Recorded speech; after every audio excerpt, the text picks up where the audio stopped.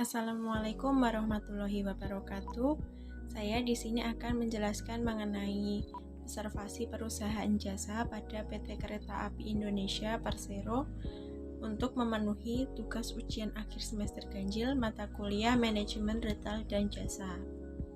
Sebelumnya, perkenalkan nama saya Atra Ramdonia, NIM 1952111144 dari kelas MBS 7D. Selanjutnya mengenai latar belakang.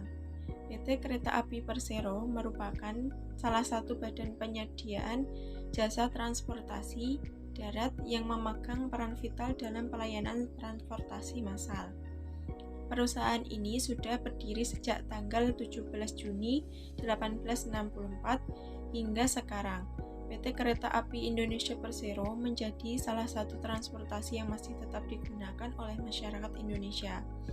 PT Kereta Api Indonesia Persero ini mempunyai visi, yaitu menjadi penyedia jasa perkeretaapian terbaik yang fokus pada pelayanan pelanggan dan memenuhi harapan stakeholder. Selanjutnya mengenai profil perusahaan. PT Kereta Api Indonesia adalah badan usaha milik negara yang menyediakan, mengatur, dan mengurus jasa angkutan kereta api di Indonesia. Layanan yang diberikan perusahaan ini memiliki angkutan barang dan penumpang.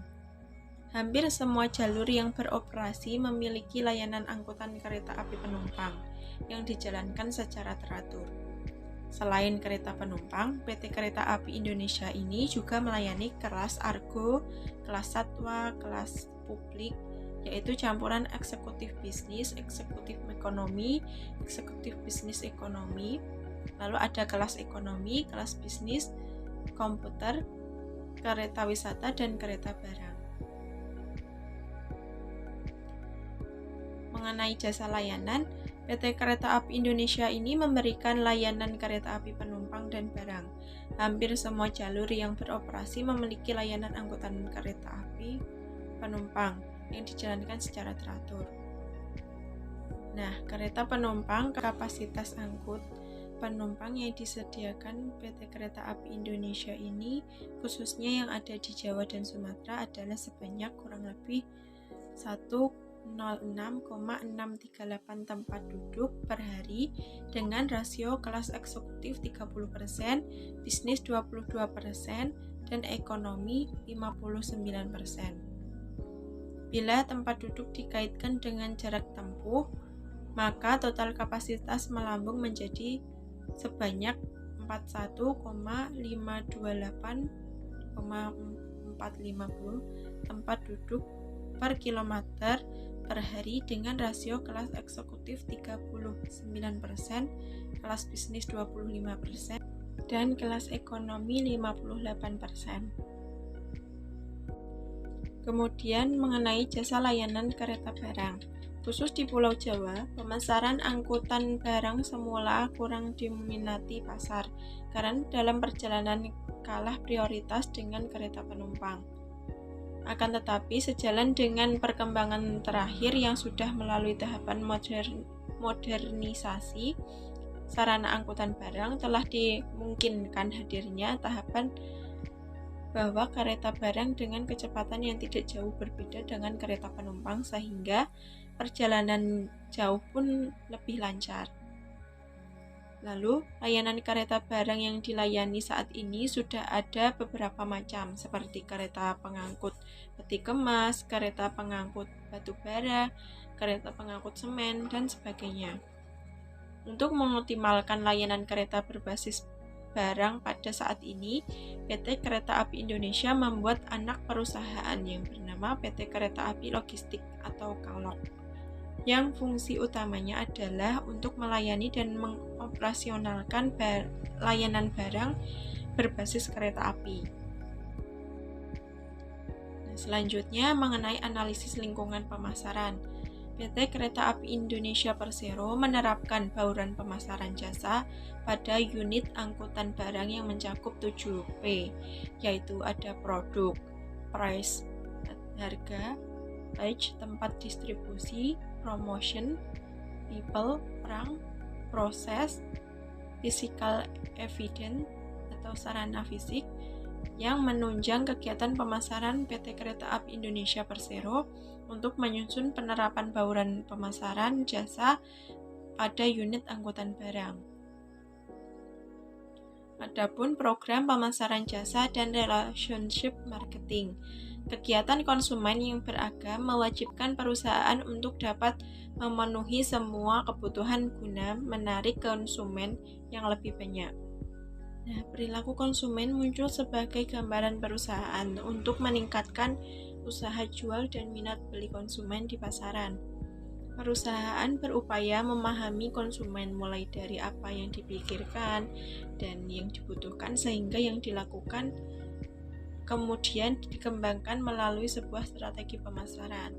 Lalu pada strategi pemasaran, perilaku konsumen merupakan sebuah tindakan untuk mendapatkan dan mengonsumsi juga termasuk dalam proses keputusan mendahului serta menyusuli tindakan ini. Adanya perilaku konsumen inilah yang kemudian membentuk sebuah konsep customer relationship management yang bertujuan untuk meningkatkan kepuasan konsumen. Nah, penerapan CRM yang baik mampu memberikan dukungan dalam kegiatan bisnis perusahaan sehingga tujuan dari perusahaan tersebut dapat tercapai. CRM merupakan salah satu jalan keluar yang bisa dilakukan suatu perusahaan dalam menentukan strategi yang nantinya akan dilakukan untuk menghadapi persaingan dengan perusahaan lainnya. Selanjutnya mengenai aspek sumber daya manusia.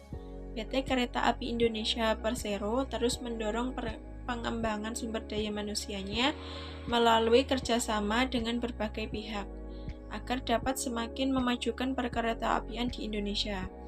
SDM KAI diharapkan dapat terus memajukan perusahaan dan dapat menjadi talenta unggul pada tingkat BUMN.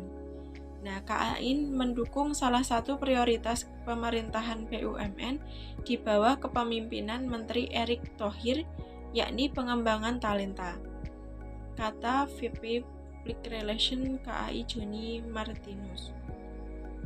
Nah, adapun salah satu langkah dari PT KAI ini dalam hal mengembangkan SDM dengan menandatangani kerjasama bersama Bank Mandiri pada 23 Juli tahun 2020. Dan dalam kerjasama ini, KAI dan Bank Mandiri bersepakat untuk melaksanakan beberapa aktivitas pelatihan dalam melibatkan jajaran pimpinan kedua perusahaan. Kemudian mengenai manajemen kualitas jasa. Nah, perkembangan perkeretaapian Indonesia menunjukkan perubahan yang signifikan. Perjalanan panjang perubahan nama perusahaan kereta api hingga akhirnya masyarakat mengenal dengan sebutan PT Kereta Api Indonesia. Seiring perkembangannya waktu, perubahan demi perubahan dilakukan oleh PT KAI. Pada zaman dahulu, kereta sangat tidak tertata dan banyak penumpang yang hanya menumpang. Banyak juga pedagang asongan dan keamanan untuk berjualan di dalam kereta. Nah, keamanan di dalam kereta rendah karenanya adanya tindak kejahatan dan kebersihan dan fasilitas di dalam gerbong yang masih rendah.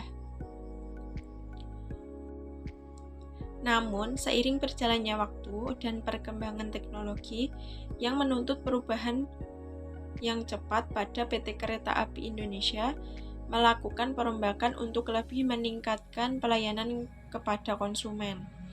Kereta api merupakan alat transportasi yang adaptif, dengan tugas pokok dan mobilisasi arus penumpang dan barang di atas rel yang memiliki peran strategis dalam ekonomi nasional.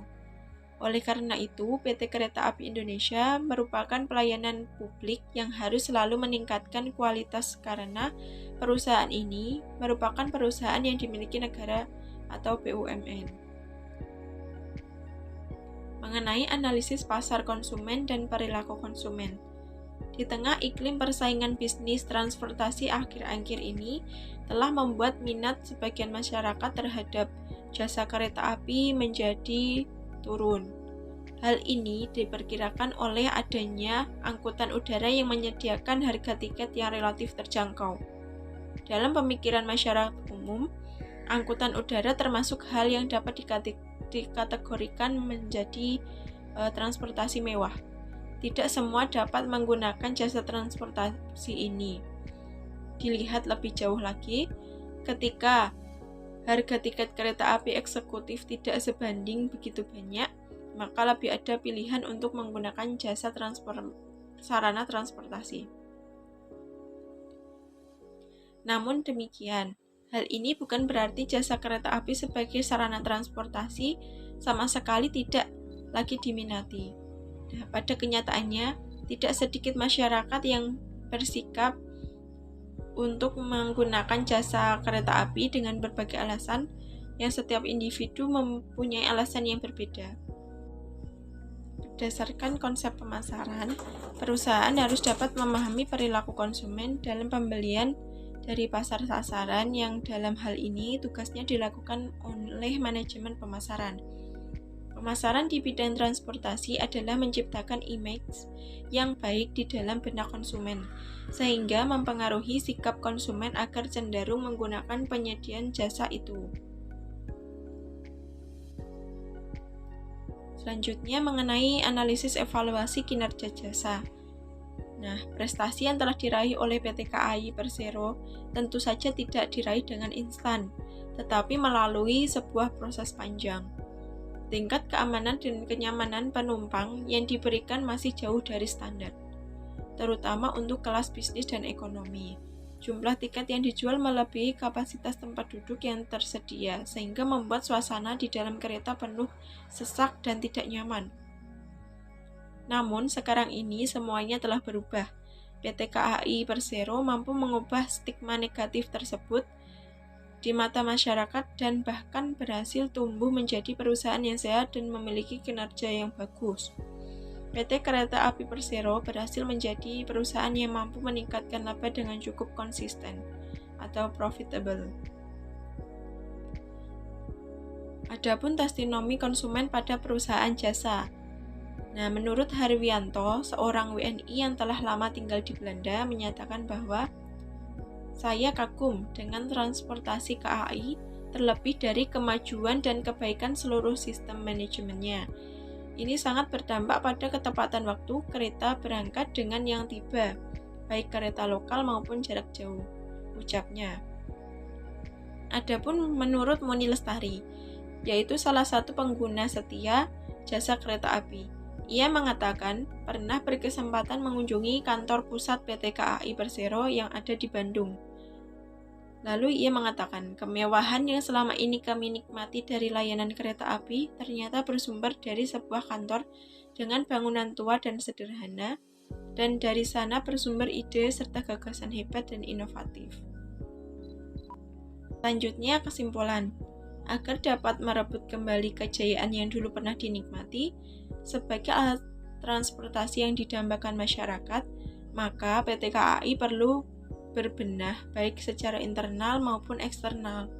Salah satu pembenahan yang perlu dilakukan adalah cara mengomunikasikan jasa yang disediakan PT KAI. Dalam upaya optimasi komunikasi pemasaran jasa dalam perkeretaapian PT KAI ini, aktivitas ini perlu dilakukan secara terpadu. Integrated Service Marketing Communication atau ISMC, PT KAI melibatkan integrasi mengenai janji yang dibuat oleh PT KAI dalam komunikasi pemasaran eksternal dan pemasaran interaktif. Sekian presentasi dari saya, kurang lebihnya mohon maaf. Wabillahi taufiq wal hidayah, wa ridho wal hinayah. Wassalamualaikum warahmatullahi wabarakatuh.